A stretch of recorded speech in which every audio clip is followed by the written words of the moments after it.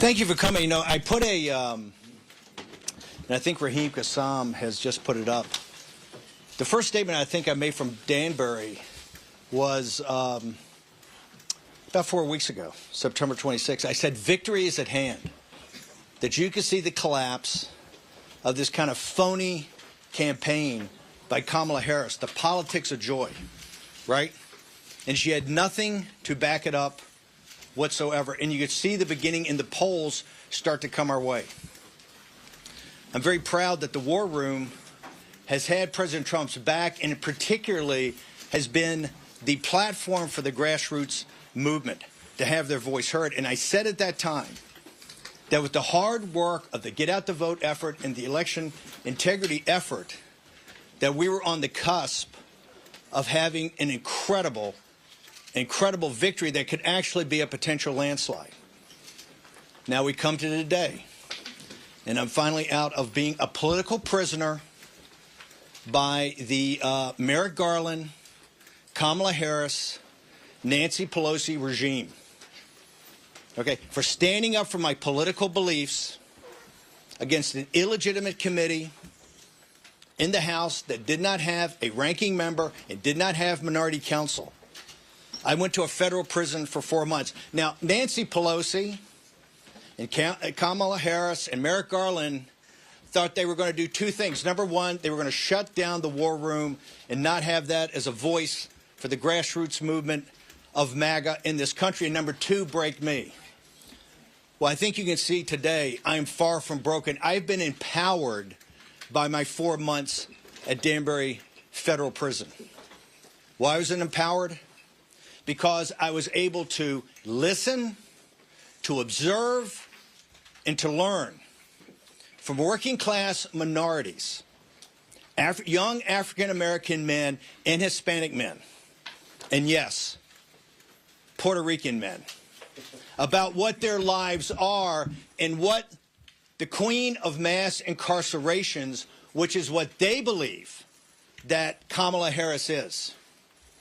She refuses, and she has refused as border czar, to commence any mass deportations of illegal alien or illegal migrant criminals in this country.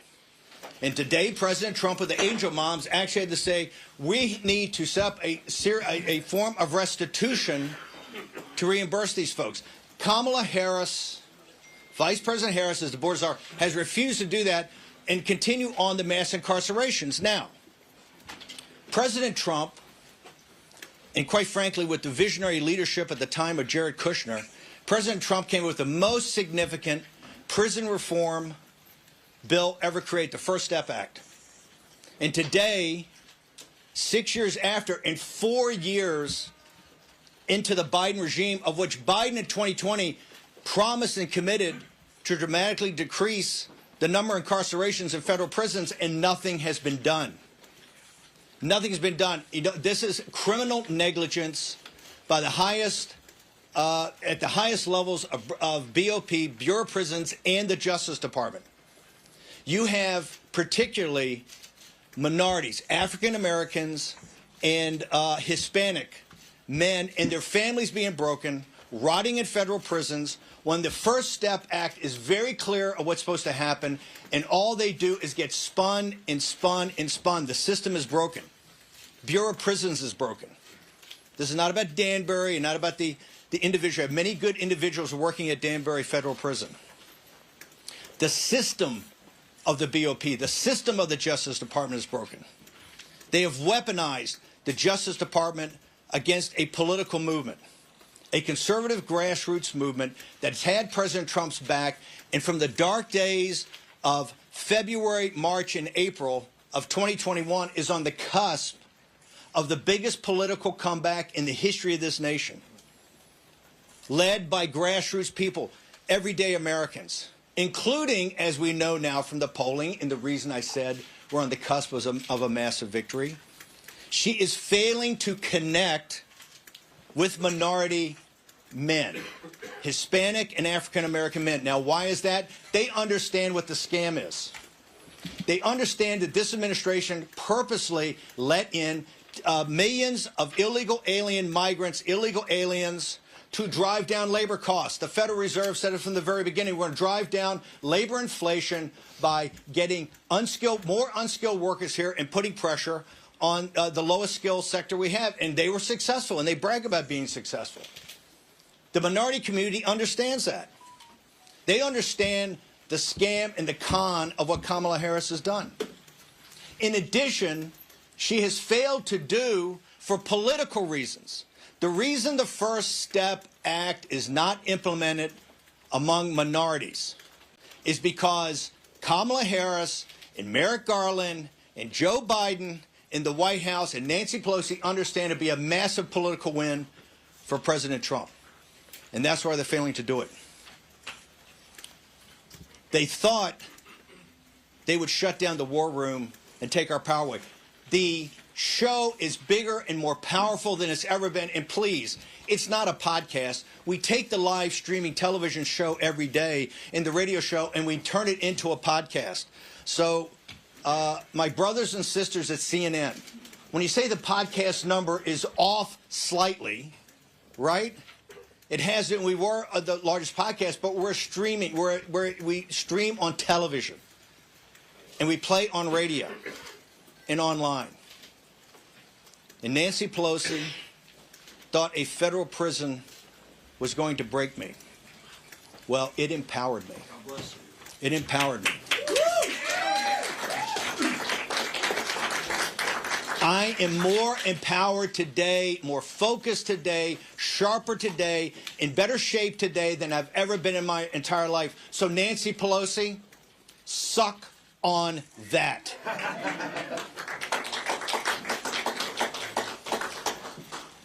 The desperation of Kamala Harris and her campaign is obvious. They went from the politics of joy, and we were the first ones to call it, to darkness and night falls on America, and they pivoted hard. You know why? Her incoherent explanation for what the politics of joy is befuddled everybody. So she had to go back to the same playbook. Trump's a fascist. His followers are not deplorables, they're fascist. That they're a danger to the country. Well, you know who doesn't buy this? Working class people don't buy it. And particularly African American and Hispanic men do not buy it. I had a great opportunity at Danbury, and I want to thank the Education Department of Danbury Correctional Institution for allowing me to teach, yes, civics and government. I had, I think, close to 100 students in 3 different classes. The majority, particularly the later classes, were minority men, African American, Hispanic, lots of Puerto Ricans, lots of Dominican folks in the Dominican Republic. And if you had a chance to read Vanity Fair, the cover story on our populist nationalist beliefs, you can see that it talks about economics. And it talks about the way the system works. The financial system in this country, how it's inextricably linked to the political system. And you can't understand what's going on until you understand how the economy, how the Federal Reserve, how deficits, how they play into the politics of the day. That much that you see on television is just professional wrestling when it comes to politics and is not the thing itself. And I can report to you that these young men, most of whom are nonviolent drug offenders that have, quite frankly, a lot of years in prison. These people came to this with a new awakening, and that is the awakening the American people are going through. The system is not only broken, the system is rigged against the working class of this nation. And I saw at Danbury that we're going to move past the politics of race with an intermediate stop in the politics of gender, which is being forced on everybody right now. We're going to get to what is important, and that's the politics of money. And once we get to the politics of money, there's going to be some fundamental changes in this country. I want to thank you folks for coming. I'm far from broken, and I appreciate you guys attending. And I will tell you, if President Trump's grassroots forces combine as we can combine right now, you're going to see unbelievable numbers next Tuesday. However, the Democrats are not going to give up. They just hired Mark Elias. And you only hire Mark Elias, who I think is the toughest election lawyer in the country. You only hire Mark Elias when you want to go to the mattresses. They understand they can't beat us at the ballot box. We're going to have a reprise of 2020, where they're going to try to do everything humanly possible to nullify Trump's election and delegitimize his second term. And I can tell you right now that the working class people in this country, the middle class people in this country that support Donald John Trump are not going to let that happen. I'll take some questions. Okay, so please introduce yourself before asking your question. Hey, Steve. Good to see you. Tim Miller. Tim Miller. From the Bulwark. I was listening to your Not a Podcast this morning. Do you have the pukas on today, or we have the pearls? I'm clear. No pukas and pearls. No pukas no and pearls. No pearls or pukas today. Sorry. This is Tim Miller, one of my favorite guys from MSNBC in the Bulwark. Used to be the spokesman for the Republic. When I met Tim as a younger man, he was the All right, so Steve Bannon bantering back and forth with some of the media right there as he is going to be answering some questions. We do have to step away for a 2-minute break here on Live Now from Fox, continuing to follow this live event. We'll be right back. Welcome back to Live Now from Fox. I'm Stephanie Quinu. We're going to head back live to New York City as former Trump staffer Steve Bannon speaking after he was released earlier today from federal prison after serving 4 months for contempt of Congress. So he's answering some questions right now. Let's continue to listen in.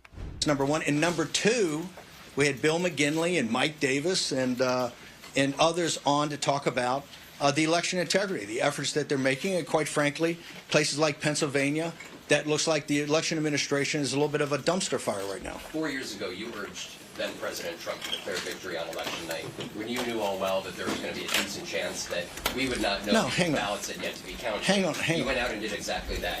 Have you urged him to do the same? Hang on for a second. When I said that 4 years ago, it was, why did I say that? Why did I say that?